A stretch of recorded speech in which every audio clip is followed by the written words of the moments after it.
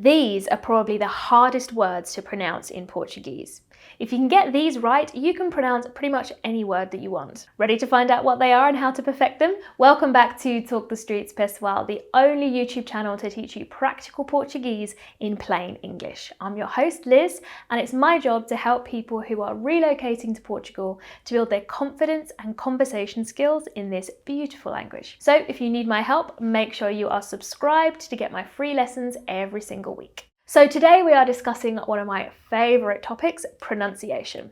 It's the most important place to start, but it's not always as easy as you might think. Portuguese has a lot of sounds that are very difficult to get our mouths around, particularly if you're a native English speaker like me.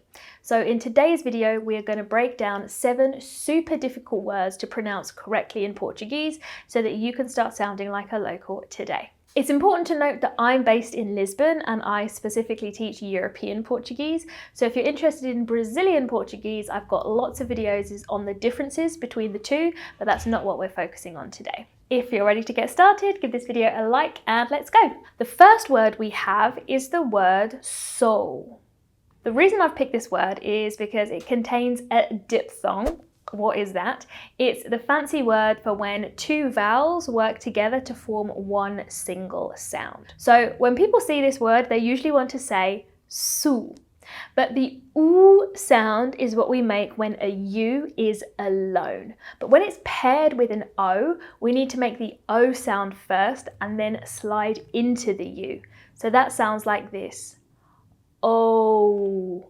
Oh. So the trick with these vowel pairs, or diphthongs, the official word, is to create a longer sound than you would have with just a single vowel. So this word is so. So once you've mastered the sound of the O and the U together, you could apply it to any word that has it, like this. Vou, ouro, trabalhou. The second word that we're going to cover today contains another diphthong that my students always need help with. That's actually how I chose this list. I do a pronunciation workshop with my Portuguese Pro students every week. It's a course specifically for beginners, so if you want more information on how to join, head to the description of this video where you'll find all the information. So the word is euros.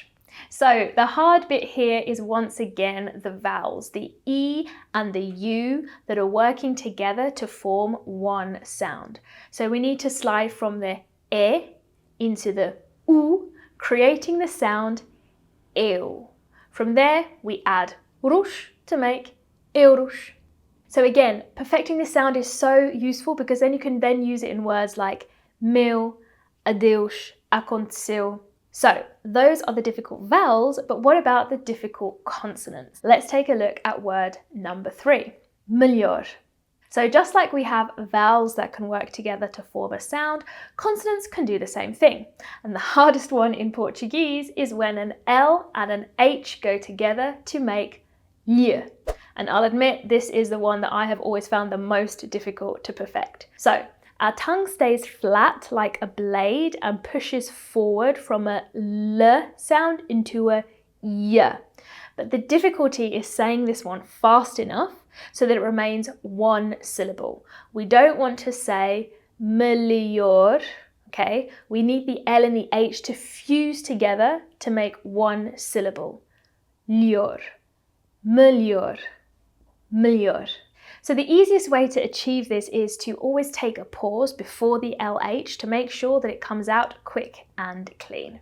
Are these words that you usually struggle with? Let me know in the comments any other words that you need help pronouncing, and make sure that you download my free pronunciation guide with audio that is linked in the description. So now let's work on our nasal sound. So the next word is milhões.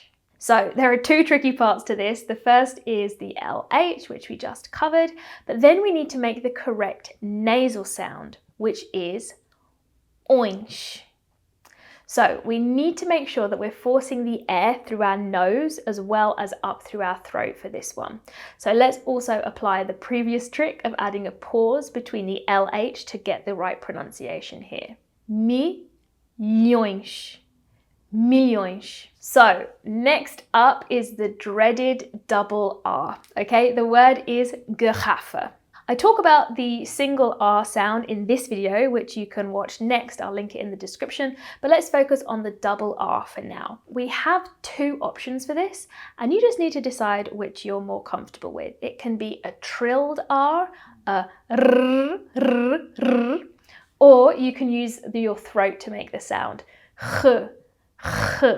So we can apply the same trick of leaving a gap before this difficult sound to make sure that we actually get it right. When you first start speaking a language, there are no prizes for speaking quickly, so just give yourself time to make the sounds perfectly, just like you do in the gym if you were perfecting a new exercise. So say it with me. Garrafa, garrafa. The next word is one that I am correcting all the time. It's coisas, coisas. Now, the reason this is so hard is because we have two different sounds for S here. I talk about the different S's in this video, so if you want more on this, you can check that out next.